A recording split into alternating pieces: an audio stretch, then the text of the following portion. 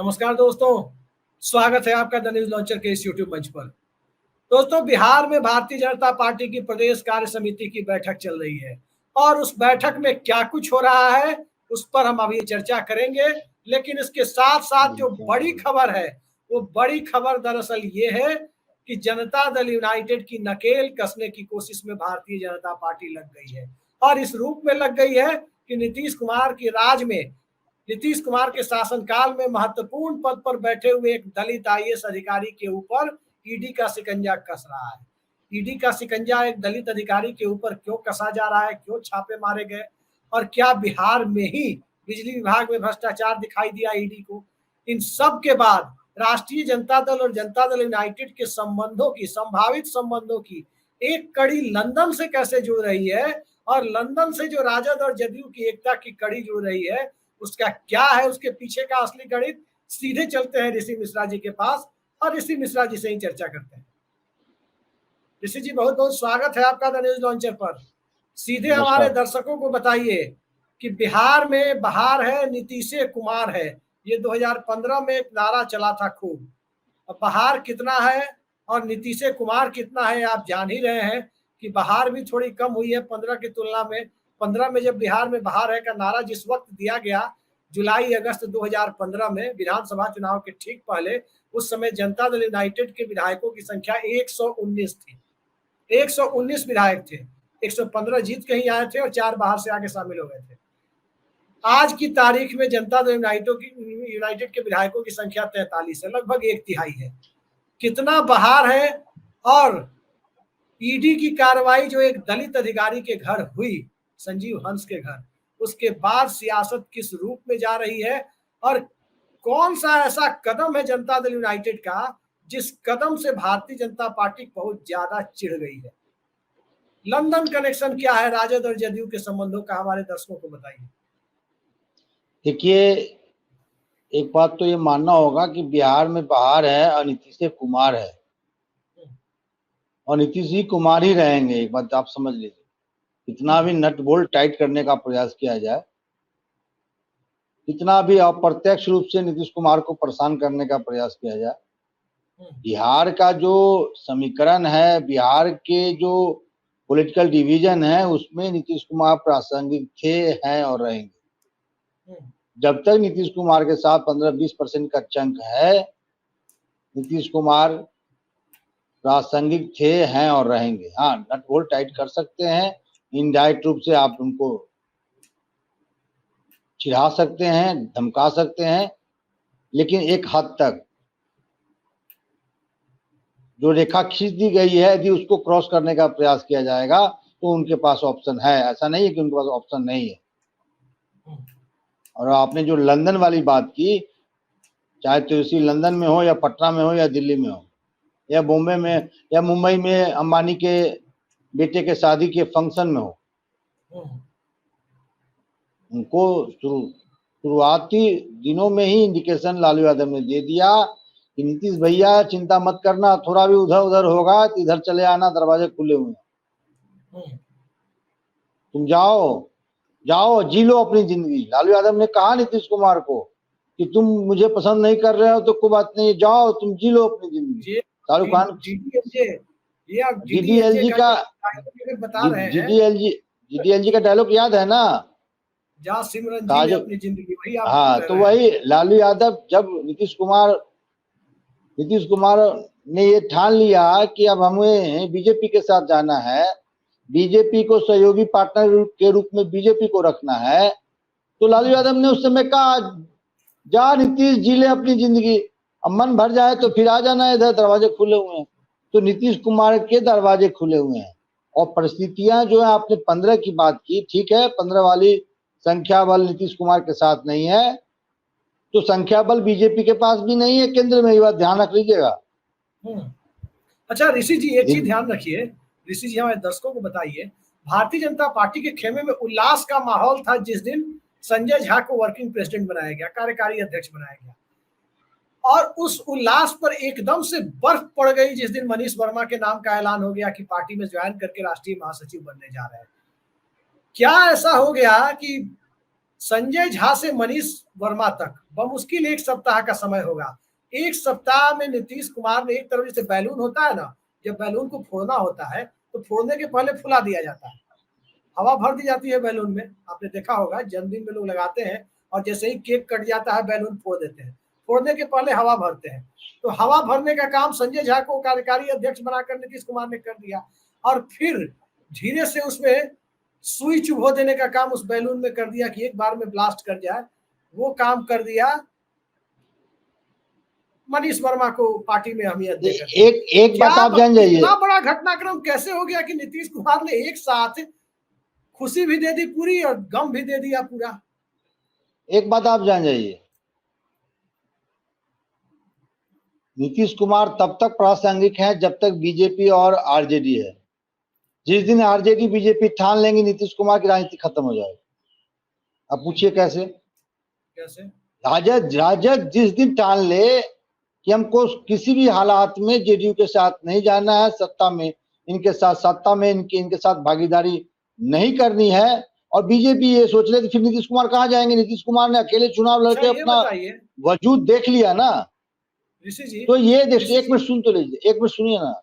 नीतीश कुमार प्रासंगिक हैं तो एक तो अपना उनका आधार है, 15-16% का आधार है, प्लस ये दोनों जो हैं सत्ता लोलुप लोग हैं, बीजेपी हो या आरजेडी।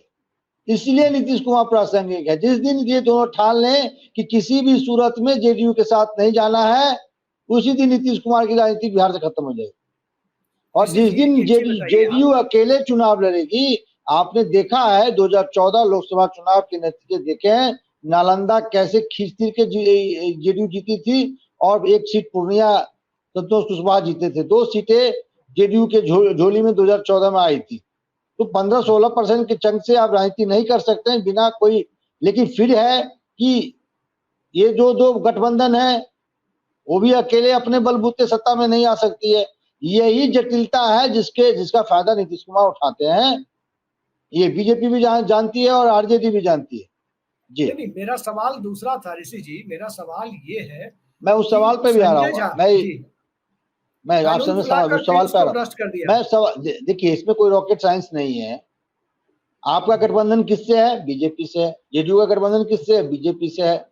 बीजेपी जेडीयू के बीच में कुछ डेवलपमेंट होंगे तो उस सेतु उस चीज को कोऑर्डिनेट करने का काम कौन करेगा? जिनका बीजेपी से अच्छे संबंध हो। बीजेपी से संबंध किसके अच्छे हैं? संजय झा के हैं।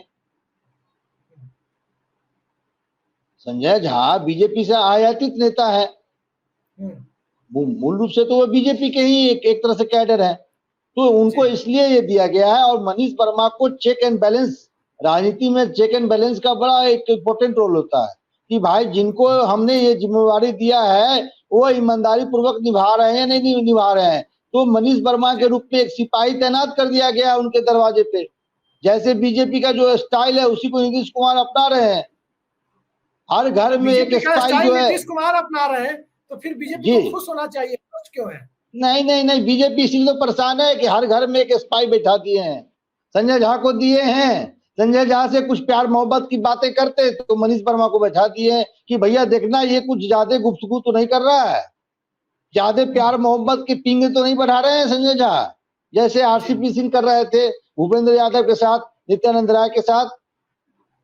तो Manish Verma check and balance, आप बीजेपी का स्टाइल तो आप समझते हैं, हमसे बेहतर समझते हैं कि लाल कृष्ण आडवाणी के यहाँ किसको सेट करना है और राजनाथ सिंह के यहाँ किसको सेट करना है, राष्ट्रीय कार्यालय में किसको सेट करना है, जो शाम में आकर रिपोर्ट करे कि वहां अमित शाह नरेंद्र मोदी के विरुद्ध में कौन कौन क्या बोल रहा था, क्या गतिविधियां हुई, आडवाणी जी के यहाँ कौन कौन भेंट मिलने आया है, गडकरी के यहाँ कौन भेंट करने आया है।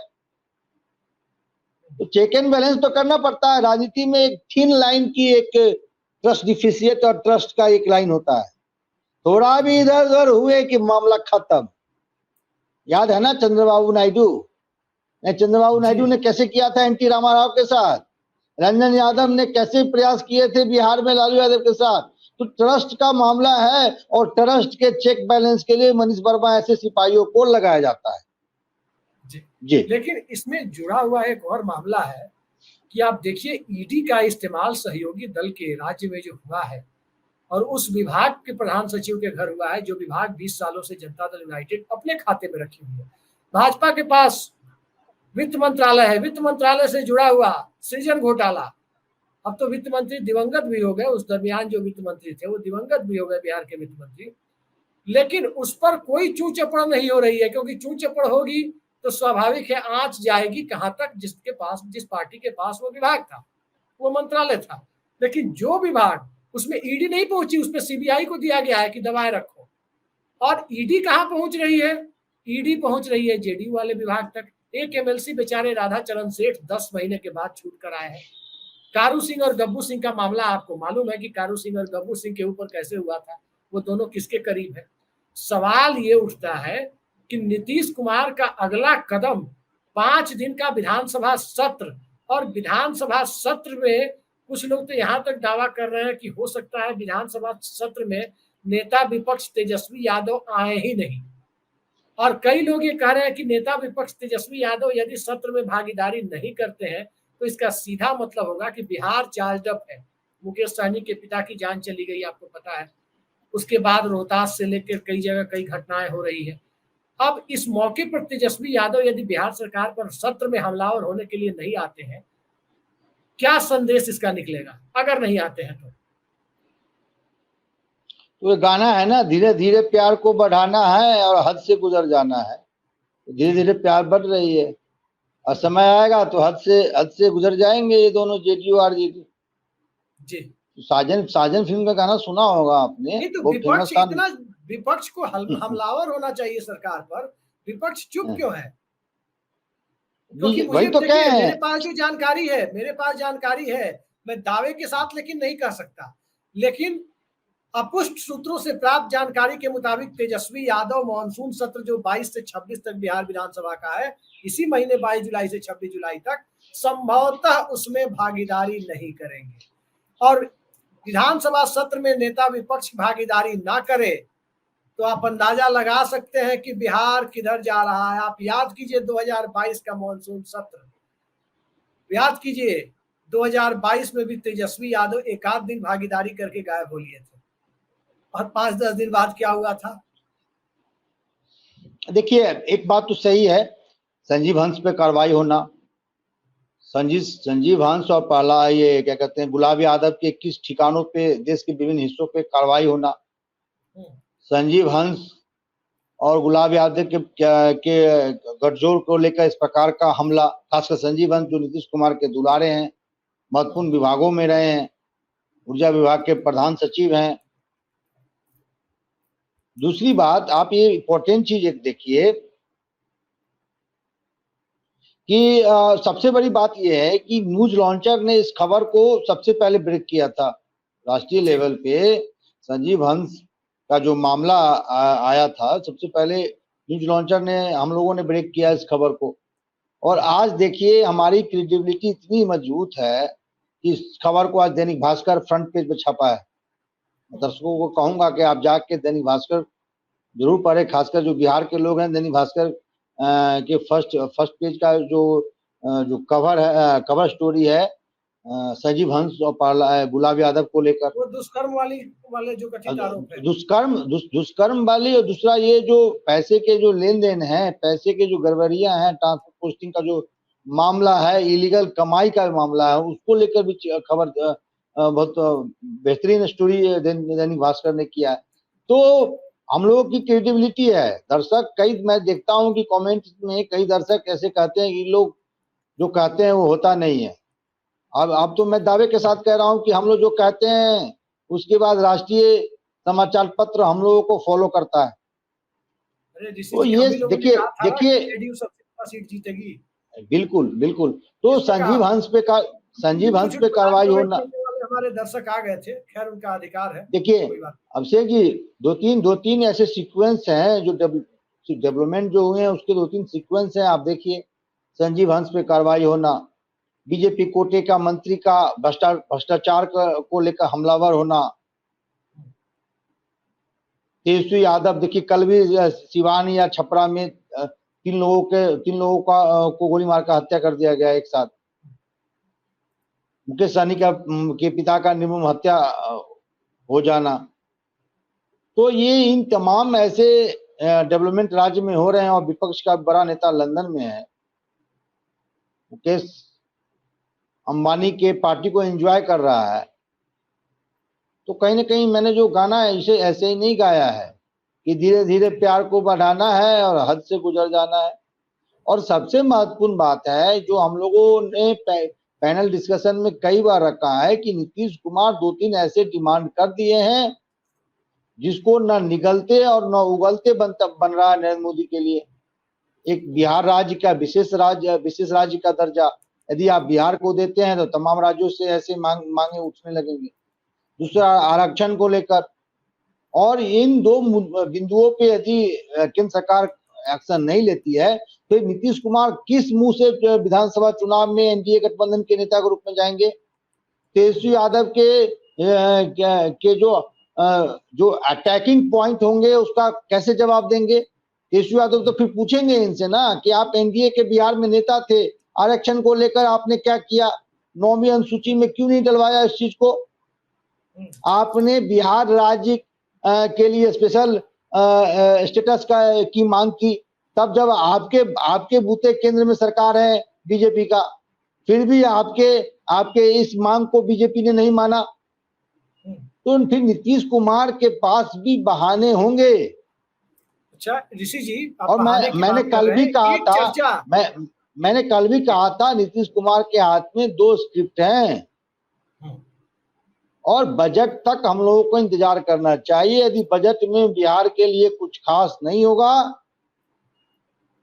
तो आप समझ सकते हैं स्थिति नए राजनीतिक डेवलपमेंट की जा तरफ सकते हैं नीतीश कुमार कभी भी, मतलब बिल्कुल बिल्कुल नहीं होगा तो घोड़ा कटोरा राजगीर जा सकते हैं कभी भी। नीतीश कुमार बिल्कुल जा सकते हैं, जाते हैं तो आपको मालूम है कि क्या बिहार। देखिए आप इसमें एक पत्रकार के हैसियत से भी सोचिए ना, एक आम आदमी के हैसियत से भी सोचिए कि यदि इन 2 महत्वपूर्ण बिंदुओं पे नीतीश कुमार कुछ करा पाने में असफल होते हैं तो इसका जवाब आप जनता को क्या दीजिएगा? ये इमोशनल मुद्दे हैं। आप रिजर्वेशन वाला मामला देखें। जी इमोशनल मुद्दे को यही छोड़ देते हैं। हमारे दर्शकों को बताइए कि नीतीश कुमार जब राजगीर के घोड़ा कटोरा जाते हैं तो बिहार में हलचल तेज हो जाती है। क्या आपको लगता है बजट में यदि कुछ नहीं आया तो घोड़ा कटोरा जाने की गुंजाइश बढ़ जाती है क्या? बिल्कुल बढ़ जाती है।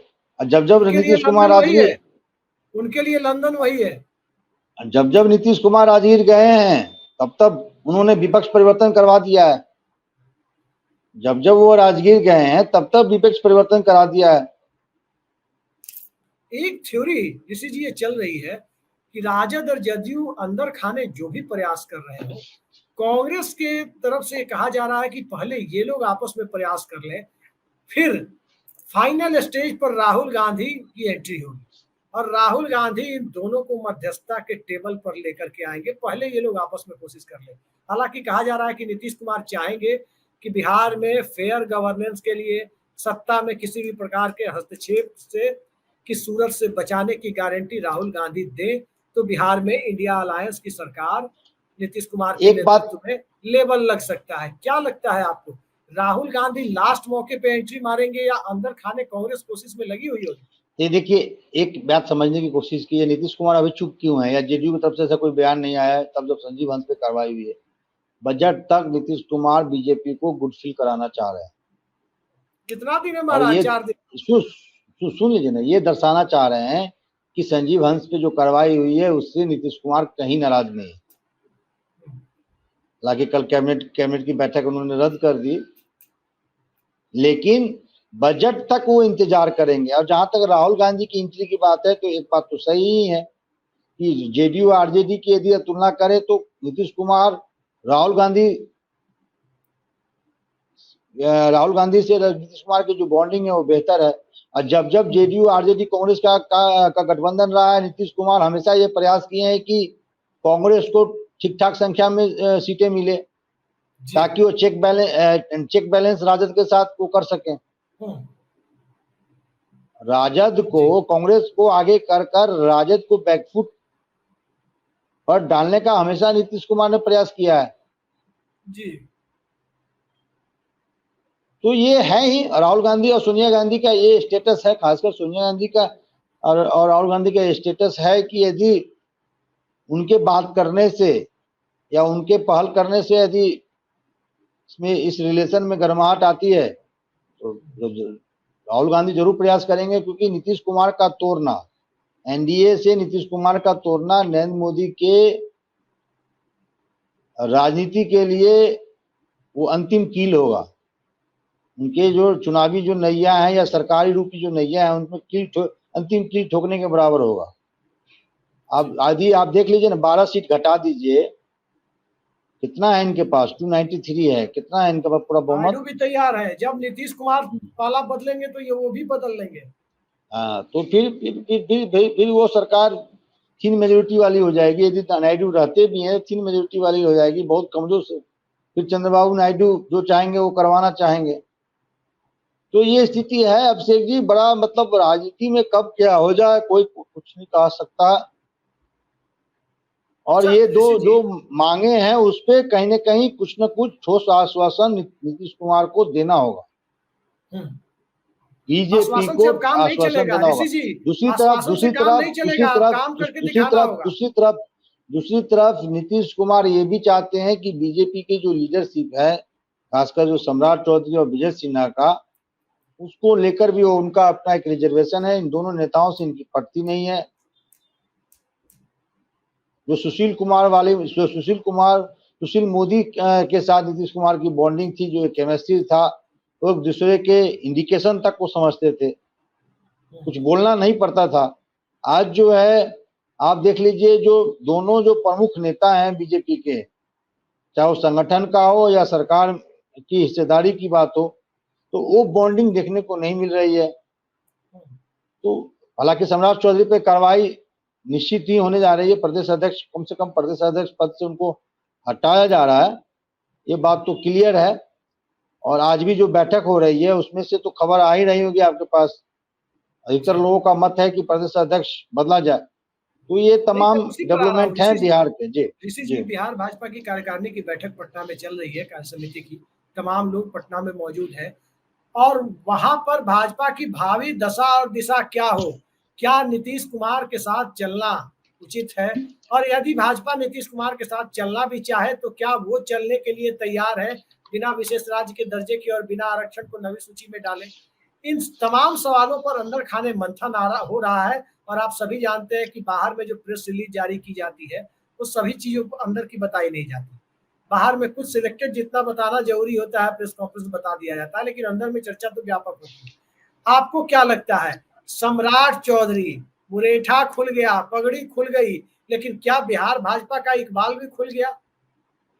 क्या तैयारी अंदर खाने है, क्या चर्चा चल रही है, क्या आपके सूत्र दावा कर रहे हैं? देखिए, जो अभिषेक जी, जो पार्टी हाईकमान का जो सम्राट चौधरी से उम्मीदें थी, उस उम्मीद पर सम्राट चौधरी अब तक खड़े नहीं उतरे हैं। सम्राट चौधरी की नियुक्ति क्यों की गई थी? प्रदेश अध्यक्ष की जिम्मेदारी इसलिए दी गई थी कि जो गैर यादव ओबीसी में कुशवाहा, यदि यादवों के बाद देखें तो गैर यादव ओबीसी में कुशवाहा सबसे अधिक प्रासंगिक है बिहार राजनीति में।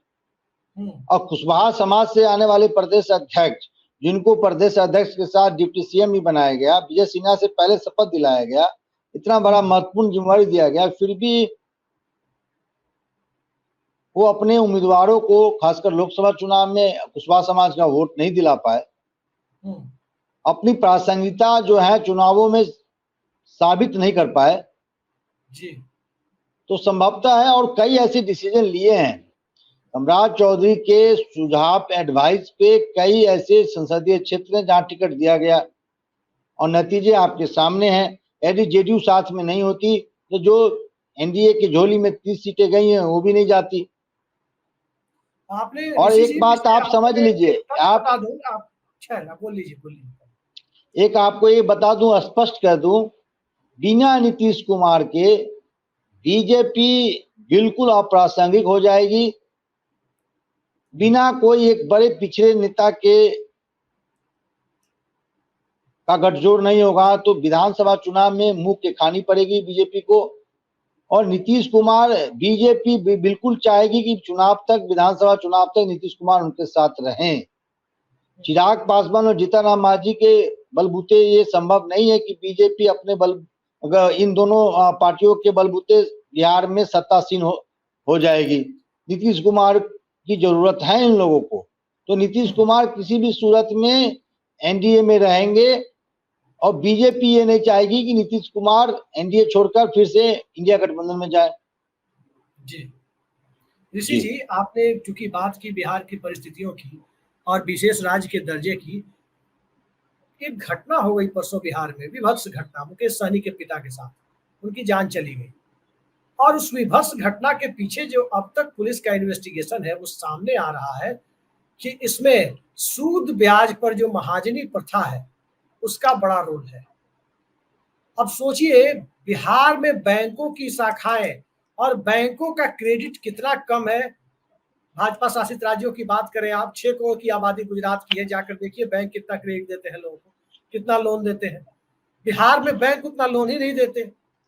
विशेष राज्य का दर्जा मिलेगा तो स्वाभाविक है कि बिहार में क्रेडिट फैसिलिटी काफी बढ़ जाएगी, ये तय है।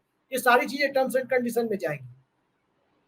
अब बिहार में लोन बैंक उतने नहीं दे पाते तो लोग महाजनी प्रथा पर अनाप शनाप रेट पर किसी से लोन लेने के लिए मजबूर होते हैं, और वो समस्या अंततः लॉ एंड ऑर्डर के रूप में जाकर सामने आती है। क्योंकि जब व्यक्ति लोन नहीं चुका पाता तो एक तो कुछ लोग जो स्वभावतः अपराधी प्रवृत्ति के हैं, और कुछ लोग जो अपराधी प्रवृत्ति के नहीं भी होंगे लेकिन अपराध कर बैठते होंगे। मैं मुकेश सहनी के पिता की घटना को इससे नहीं जोड़ा, बस एक रेफरेंस के तौर पर ले रहा हूँ। क्या आपको लगता है ये सारे तथ्य जब सामने आ रहे हैं कि डिस्पैरिटी कहां पर है, बीमारी कहां है, इलाज कहीं ढूंढा जा रहा है कि हाईवे और एक्सप्रेसवे बना देने से इलाज हो जाएगा। गोपालगंज से लेकर किशनगंज तक 4 लेन तो अटल बिहारी वाजपेयी के समय ही बनना शुरू हुआ, 2006-7 तक बन भी गया मनमोहन सिंह के समय में। तो क्या उससे गरीबी दूर हो गई? सवाल ये है कि विशेष राज्य का दर्जा, विशेष पैकेज, सुविधाएं, आरक्षण, 12-13 करोड़ की आबादी वाले राज्य बिहार को यदि केंद्र देने में आनाकानी करेगी तो क्या नीतीश कुमार चाचा को अब भतीजे के साथ होने से रोकने के लिए बीजेपी कोई भी प्रयास कर ले, क्या वो संभव हो पाएगा? देखिए, ये करना ही, और रिजर्वेशन वाला इशू आप उसको हल्के में मत लीजिए। सिर्फ बिहार ही नहीं, तमाम ऐसे राज्यों में इसका प्रभाव पड़ेगा। आप 15 अगस्त के बाद जब तेजस्वी यादव पूरे बिहार के यात्रा में निकलेंगे और जब इस विषय पे वो जब सवाल करेंगे बीजेपी और जेडीयू से, तो आपको क्या लगता है इसका प्रभाव सिर्फ बिहार में?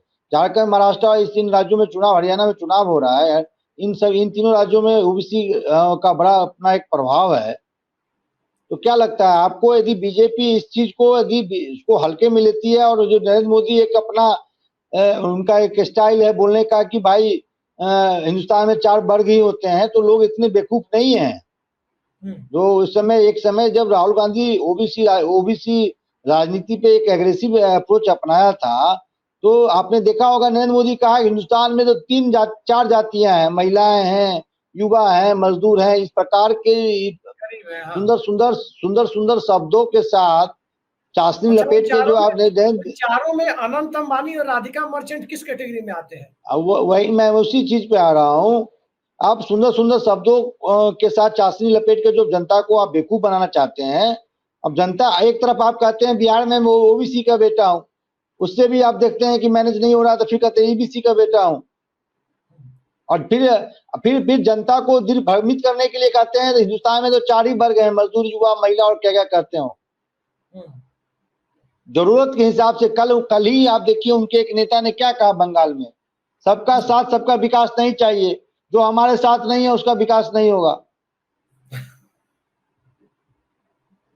शुभेंदु अधिकारी भाजपा में आया है, वो भी मैं वही चीज कर रहा हूँ। शुभेंदु अधिकारी के बयान से मैं परेशान नहीं हूँ, मुझे कोई हैरत नहीं हो रहा है, क्योंकि इस प्रकार के राजनीति करने वालों को बीजेपी में आगे बढ़ाया जाता है। योगी आदित्यनाथ में ऐसा क्या है कि जिसके कारण आपने उत्तर प्रदेश जैसे महत्वपूर्ण राज्य का मुख्यमंत्री बना दिया? क्या है? हम एग्रेसिव भाषण देते हैं, एक खास धर्म के विरुद्ध एग्रेसिव भाषण देते हैं, यही तो उनमें एक एडजेक्टिव है, और क्या है? आज हेमंत विश्व शर्मा जो तोतली भाषा में टोटला के जो बोलते हैं, और उनमें क्या है क्वालिटी? तो इस प्रकार के राजनीति आप कीजिएगा तो एक शॉर्ट पीरियड के लिए कर सकते हैं, लेकिन लॉन्ग टर्म पॉलिटिक्स में ये नहीं चलेगा। आपको ओबीसी का भी वोट चाहिए, ईबीसी दलित का भी वोट चाहिए, लेकिन जब उनके हक की बात आएगी तो आप कहेंगे नहीं, हिंदुस्तान में 4 वर्ग हैं, मजदूर, युवा, महिला और क्या क्या गरीब। 5 किलो अनाज, आपके बेटा बनेंगे बीसीसीआई के सेक्रेटरी और गरीबों को कहेंगे कि मैं 80 करोड़ भारतीयों को 5 किलो अनाज और पखाना दे रहा हूँ। भारत, तो आप मैं हाँ, भारत माता की जय, भारत माता की जय जो बोलते हैं, तो वो भी अपने बेटा को 5 किलो अनाज है वो पखाना दे दे। विकसित भारत का यही फॉर्मूला है, एक विकसित भारत का यही फॉर्मूला है, तो उस व्यक्ति को भी वही दे दे। तो आपका बेटा बनेगा बीसीसीआई का अध्यक्ष। और कल मुहर्रम था, मुझे आश्चर्य लगता है हम लोग कितने अनपढ़ गंवार हैं, हमारे युवा कितने अनपढ़ गंवार हैं कि मुहर्रम में भाई एक दूसरे पर तलवार का वार कर रहे हैं। एक बार तलवार उठा के कहता है जय श्री राम, दूसरा उधर से पत्थर फेंक रहा है। आप इसी तलवार और पत्थर में फंसे रहिए, और जो आप लोगों को लड़ा रहा है उनका बेटा बनेगा लंदन में डॉक्टर, उनका बेटा बनेगा अमेरिका में इंजीनियर, करोड़ों का पैकेज लेगा। हम और आप FIR और जेल। तो भाई पढ़िए लिखिए। अब एक लाइन अंबेडकर ने, बाबा साहब अंबेडकर ने बिल्कुल सही कहा है, शिक्षा वो माँ की उस शेरनी माँ का दूध है जो जितना पिएगा उतना दहाड़ेगा। तो हम तो आप लोगों से कहेंगे कि खूब पढ़िए लिखिए। पढ़ना निकला सिर्फ जॉब के लिए नहीं होता है, आपके अंदर जो खोखलापन है उसको दूर करता है। आप सवाल कर सकते हैं, आप समझ सकते हैं कि हमारे यहाँ कितने भी, बिहार मुजफ्फरपुर या उत्तर प्रदेश, हम लोग कितने भी ग्रेजुएट हैं, पीजी हैं, PhD किए हुए, एक दरोगा से बात कर सकते हैं क्या? यदि हमारे घर में थाने से एक फोन आ जाए तो पूरा घर डर जाता है। ये आम बात है।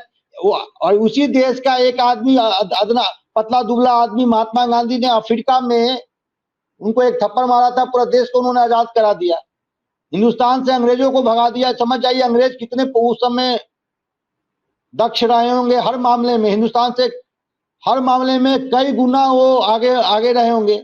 और उस इंग्लैंड अंग्रेज के साम्राज्य को उन्होंने, एक महात्मा गांधी एक धोती पहन के, सुन लीजिए ना, आधे धोती पहन के उस अंग्रेज को यहाँ से भगा दिया, क्योंकि महात्मा गांधी उतने दक्ष थे। ऋषि जी, आप दरोगा को इसे बोल रहे हैं, दरोगा का पावर मालूम है ना, दरोगा मगनी राम, ऐसे मत बोलिए। कुमार विश्वास ने सही कहा है। कुमार विश्वास के उस पंक्ति और उस वक्तव्य से मैं सहमत हूं कि हम लोग बहुत भाषण देते हैं, और एक जब दरोगा का फोन आ जाता है, ट्रैफिक पुलिस का एक दरोगा जब हमें पकड़ लेता है, तो हम उनको अब कानून और संविधान नहीं बता पाते हैं।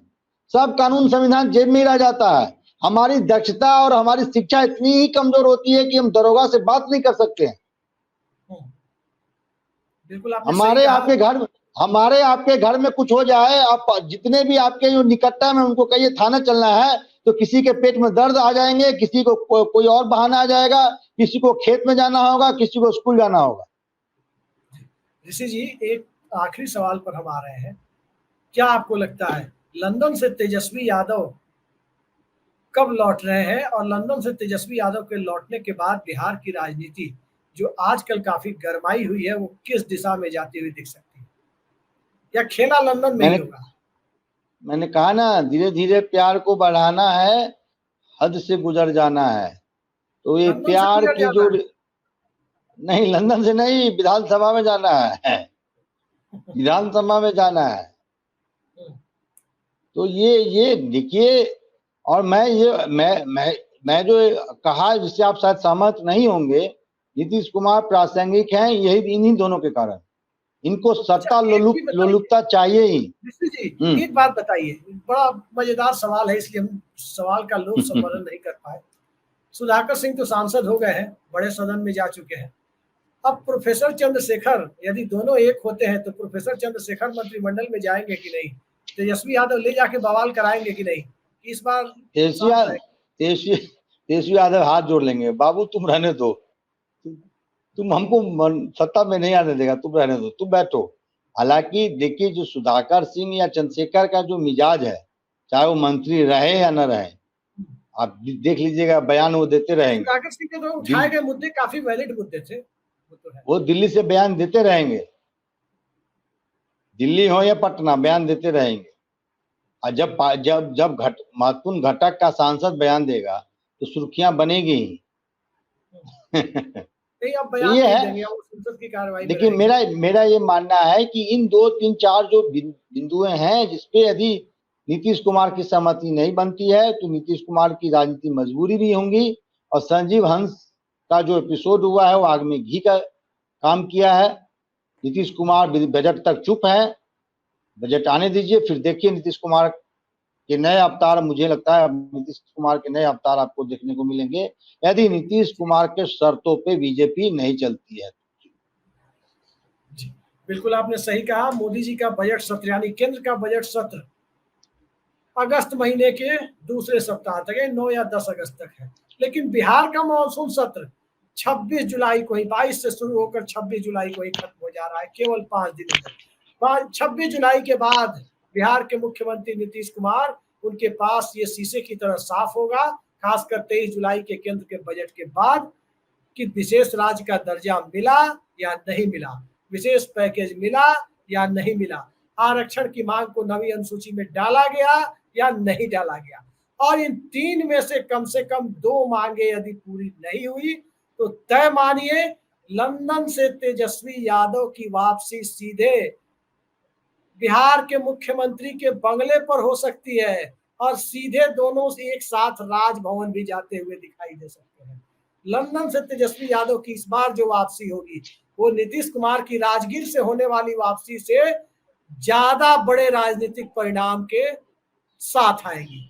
ऋषि मिश्रा जी ने बड़ा इशारा कर दिया है, देखते हैं आने वाले वक्त में क्या होता है। सबको इंतजार है तेजस्वी यादव की लंदन वापसी का, और सबको इंतजार है नरेंद्र मोदी सरकार में निर्मला सीतारमन के बजट का। और इन दोनों के सहारे दिल्ली सरकार का वारंट भी लिखा जाएगा कि सरकार रहेगी या जाएगी, और बिहार में विपक्ष परिवर्तन का इतिहास भी लिखा जाएगा कि एक ही विधानसभा में 3 बार विपक्ष के नेता और 3 बार विधानसभा अध्यक्ष तो बदल चुके, क्या चौथी बार भी बिहार में नया विधानसभा अध्यक्ष और नया विपक्ष का नेता आएगा?